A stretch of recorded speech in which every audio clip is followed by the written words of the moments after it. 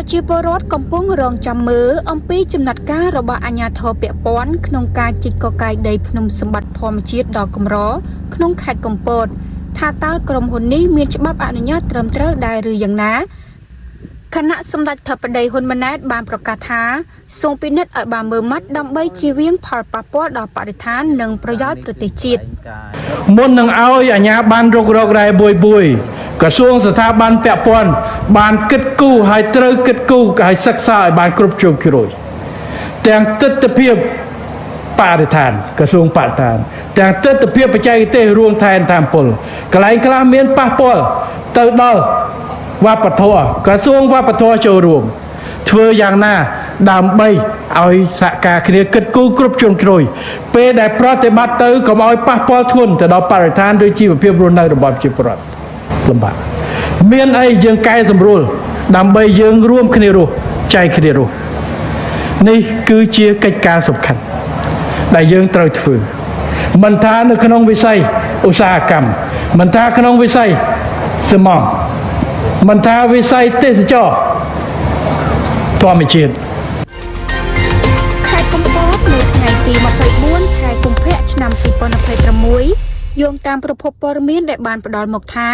មានទីតាំងរុករករ៉ែមួយចំនួនដែលស្ថិតនៅក្នុងភូមិសាស្ត្រភូមិជ័យសេនា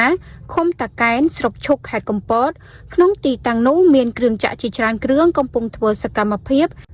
ជីកកោះកាយដីភ្នំដែលជាសម្បត្តិធម្មជាតិដ៏កម្ររបស់ប្រទេសកម្ពុជាយ៉ាងសកម្មតែម្ដង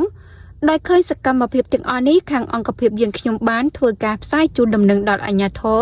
និងក្រសួងពាក់ព័ន្ធចំនួន2ដងមកហើយប៉ុន្តែរហូតមកដល់ពេលនេះពុំទាន់មានអាជ្ញាធរឬក្រសួងស្ថាប័នណាមួយចេញមកធ្វើសក្តីបំភ្លឺឡើយជុំវិញការលើកឡើងខាងលើនេះអង្គភាពសារព័ត៌មានរបស់យើងសូមគោរពរាយការណ៍ជូនសូមគោរពស្នើសុំឯកឧត្តមកែវរតនៈរដ្ឋមន្ត្រីនៃក្រសួងឧស្សាហកម្មរ៉ែនិងធម្មពលសូមចាត់មន្ត្រីដើម្បីធ្វើការពិនិត្យនិងស្រាវជ្រាវនៅទីតាំងដែលស្ថិតនៅក្នុងភូមិសាស្ត្រខាងលើដោយការគោរព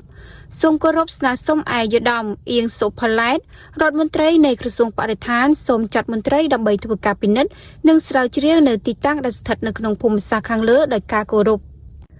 សូមគោរពឯកឧត្តមបណ្ឌិតម៉ៅធនិនបញ្ជាការនៃគណៈបញ្ជាការខេត្តកំពតសូមចាត់មន្ត្រីដើម្បីត្រួតពិនិត្យលើទីតាំងភូមិសាស្ត្រខាងលើនេះដែលការគោរពដ៏ខ្ពង់ខ្ពស់សូមជម្រាបដំណឹងជូនលោកសំវិចិត្រប្រធានមន្ទីររ៉ែនិងធម្មពលខេត្តកំពតសូមជម្រាបជាព័ត៌មានប្រជាពលរដ្ឋនៅក្នុងតំបន់អង្គការសង្គមស៊ីវិលក៏ដូចជាសាធារណជនទូទៅសង្ឃឹមថាអាជ្ញាធរនិងមន្ត្រីជំនាញពាក់ព័ន្ធមានវិធានការនិងត្រួតពិនិត្យមើលទីតាំងខាងលើនេះក្នុងការចូលរួមចំណែកជាមួយនឹងរាជរដ្ឋាភិបាលកម្ពុជាដើម្បីទប់ស្កាត់រាល់សកម្មភាពមិនប្រក្រតីណាមួយដែលអាចកើតឡើងជារឿងដែលធ្វើផ្ទុយពីច្បាប់នៃព្រះរាជាណាចក្រកម្ពុជាអង្គភាពសារព័ត៌មានរបស់យើងគឺជាកញ្ចក់ឆ្លុះបញ្ចាំងអំពីផលប្រយោជន៍សង្គម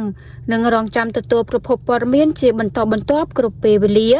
ដើម្បីធ្វើការចេញផ្សាយអំពីសកម្មភាពនៃការកាប់កោះកកាយរុករករ៉ែរបស់ក្រុមហ៊ុនដែលស្ថិតនៅក្នុងភូមិជ័យសេនាឃុំតាកែនស្រុកឈុកខេត្តកំពតសូមអរគុណ